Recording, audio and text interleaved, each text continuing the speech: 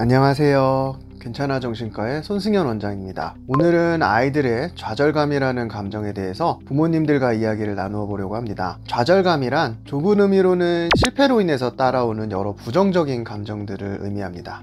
학교 성적이 원하는 대로 잘 안 나왔을 때, 운동 경기에서 졌을 때, 무대에서 멋진 모습을 보여주고 싶었는데 실수했을 때 등이 그러한 좌절감의 예가 될 수 있을 것입니다. 보다 넓은 의미의 좌절감은 자신이 바라는 것을 손에 넣지 못할 때 나타납니다. 동생이 태어난 이후에 엄마가 나에게 신경 쓰는 모습이 줄어드는 것 같을 때, 원하는 생일 선물을 얻지 못했을 때, 한 판만 더 하면 되는데 약속 시간이 다 되어서 게임을 꺼야 할 때, 가 바로 그런 예가 되겠지요. 오늘은 주로 좁은 의미의 좌절감, 아이가 겪는 실패와 그에 따르는 감정에 대해서 주로 이야기를 해보겠습니다. 소아청소년 진료를 보다 보면 아무래도 시대와 사회의 변화를 조금 더 빠르게 느끼게 되는 것 같습니다. 때로는 그 과정에서 충격을 좀 받기도 하죠. 소아정신과를 개원하던 초기에 제가 가장 놀란 사실은 세상에는 좌절을 받아들이기 힘들어하는 아이들이 점점 늘어나고 있고, 이러한 현상이 사회에까지도 영향을 미친다라는 점이었습니다. 이게 어떤 식으로 나타나냐면, 문제를 풀 때 아이들은 아이들대로 자기가 틀렸다는 것을 받아들이기 힘들어서 엄마에게 채점할 때마다 이렇게 화를 내거나, 심지어는 대신 채점을 해달라고 하고, 학교에서는 아이들이 틀렸을 때 긋는 그 짝대기를 표시하면은 아이들이 상처를 받으니까는 별표나 다른 것들로 대체를 해달라는 요청이 들어옵니다. 그런데 좌절감을 받아들이는 법을 어린 시절 배워두지 않으면은 여러 가지 부작용이 생기게 되고, 이 부작용이 아이 개인뿐 아니라 행복한 가정이나 건강한 사회에 악영향을 미치게 됩니다. 아이가 안 좋은 의미에서의 이 완벽주의자가 된다고 해야 될까요? 완벽주의자에는 두 가지 종류가 있습니다. 완벽을 향해서 가까워져가는 자신의 모습에 만족하는 아이, 바꿔 말하자면 이 과정도 즐길 줄 아는 아이겠지요. 후자는 불완벽한 모습을 견디기 힘든 아이들입니다. 불완벽한 모습에는 이제 실패가 당연히 포함되겠죠. 그러니까 이런 친구들은 실패나 좌절을 너무나 견디기 어려워하고 괴로워합니다. 전자의 완벽주의자가 당근을 바라보면서 뛰는 말이라면, 후자의 완벽주의자들은 채찍을 계속 맞으면서 뛰는 말이죠. 불완벽한 모습이 괴로우니까요. 안 좋은 결과를 받아들이기 너무 괴로워서 완벽을 추구하게 된다는 이야기입니다. 그 결과 아무것도 안 하고 뒤처지기는 두렵고, 도전하자니 좌절하는 것이 너무 힘든 아이들이 생겨납니다.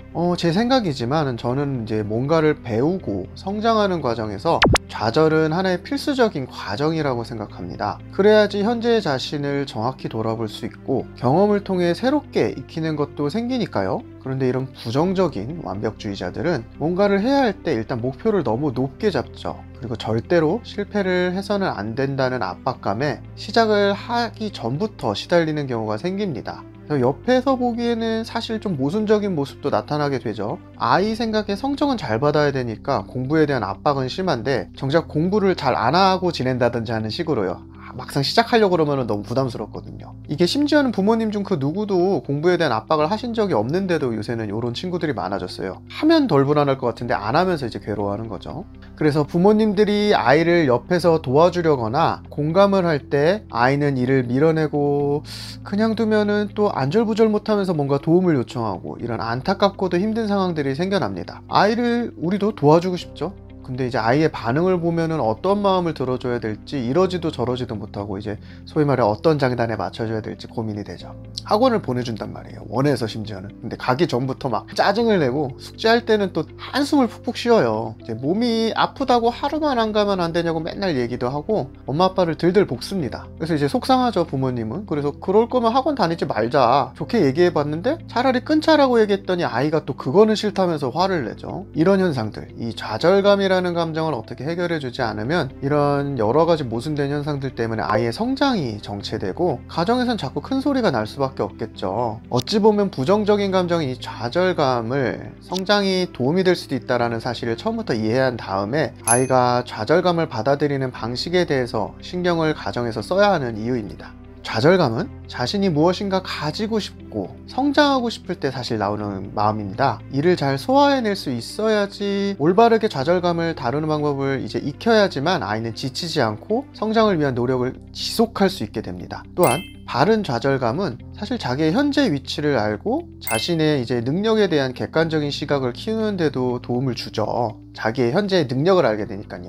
보다 현실적인 계획을 세우는데 필요한 자기 객관화 능력, 다른 용어로는 메타인지가 좌절을 겪으면서 생겨나게 되는 것이죠. 노력, 도전, 요즘 유행하는 말로 꺾이지 않는 이제 마음의 중요성을 깨닫게 만들어주는 것 또한 바른 좌절감이 아이에게 줄 수 있는 힘입니다. 좌절했다고 거기서 끝이 아님을 깨닫고 나아가 거기서 다시 일어나는 것이 얼마나 대단한 일인지를 좌절이랑 스스로 싸우면서 깨닫게 되니까요. 바른 좌절감을 익힌 아이들은 그래서 남의 노력도 폄하하지 않고 그렇다고 또 지나치게 자기 자신을 비하하지도 않으면서 성장을 이어나가게 됩니다. 좌절감을 잘 넘어가게 하려면 어떻게 하는 것이 좋을까요? 일단 첫 번째로는 미리 걱정하는 습관이나 최악의 상황을 생각하는 습관을 좀 고쳐주셔야 합니다. 무언가를 잘 소화해내려고 한다면 일단 과식하는 습관, 급하게 먹는 습관부터 고쳐야겠죠? 좌절감이라는 감정을 소화할 때도 이는 마찬가지입니다. 아직 일어나지도 않은 일을 급하게 결론 지어버리고 꼼꼼히 생각해보기도 전에 이제 불안을 삼켜버리는 것. 예를 들어서 일어날 수 있는 최악의 상황을 생각해서 불안을 부풀린 뒤에 이걸 막 부대끼는 아이들이 있거든요. 망할 것만 같은 걸 미리 생각하죠. 좌절감을 잘 소화하려면 이런 불안이 좌절감을 부풀리는 현상부터 해결해 주어야 합니다. 아이의 불안을 다룰 때 이런 일이 일어날 가능성은 얼마 없어, 이런 일은 전에도 없었어, 이게 논리적인 설명은 분명 필요하죠. 근데 이제 그뿐만이 아니라 일어날지도 모르는 안 좋은 결과를 걱정한 아이의 마음을, 불안이라는 감정 자체를 읽고 이를 아이 스스로 표현하게끔 격려하는 과정도 분명 필요합니다. 감정을 스스로 자세히 묘사할 수 있을수록 꺼내놓은 감정과 자신을 분리해서 냉정한 판단이 가능해지니까요. 아이가 자신의 불안과 공포를 충분히 표현했다라고 판단되면 다른 친구들도 그런 마음일 거야, 근데 엄마는 그때도 망할까봐 무서웠던 것 같아, 이렇게 이야기를 하면서 너만 그런 게 아니다 라고 아이를 안심시키고 불안한 마음에도 불구하고 일단 끝까지 노력을 이어나가는 것, 포기하지 않고 계속하는 것, 잘하든 못하든 눈앞의 일을 최선을 다해서 해치우는 거에만 집중하다 보면 어느새 불안한 거는 까먹고 있을 거야 라는 메시지를 전달해 주시면 되죠. 아이가 좋아하는 게임의 비유를 해도 좋고요, 가족과 함께 올렸던 등산을 이제 불러와도 좋은데 아이에게 친숙한 비유를 들어서 설명하는 것도 좋겠죠. 예를 들자면 우리가 처음 게임을 할 때부터 마지막 보스를 못 깨면 어떻게 하지, 등산을 할 때도 끝까지 정상에 못 오르면 어떻게 해야지 이렇게 걱정하면서 시작하진 않잖아요. 마찬가지예요. 눈앞에 한 걸음, 눈앞에 한 마리 몬스터에 집중하는 법을 아이한테 설명해 주신다라고 하면 되죠.